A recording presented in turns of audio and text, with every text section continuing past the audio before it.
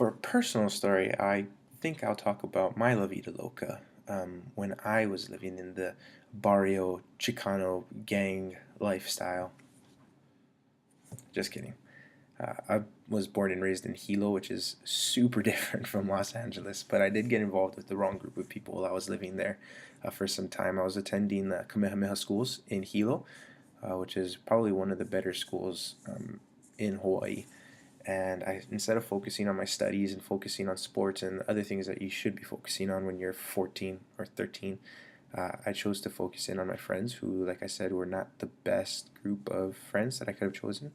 As a result, I started getting into a lot of fights at school and being suspended, which is now looking back just a horrible waste of time. I also got into the habit of lying to my family members about everything from schoolwork to where I was going to what I was doing with my time.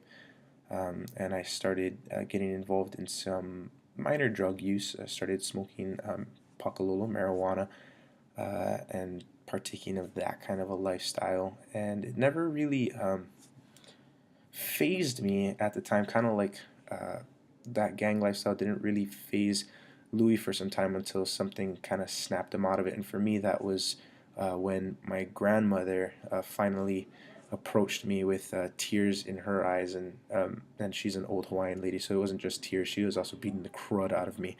Uh, but my grandma could lift me up and throw me against walls. It was kind of crazy.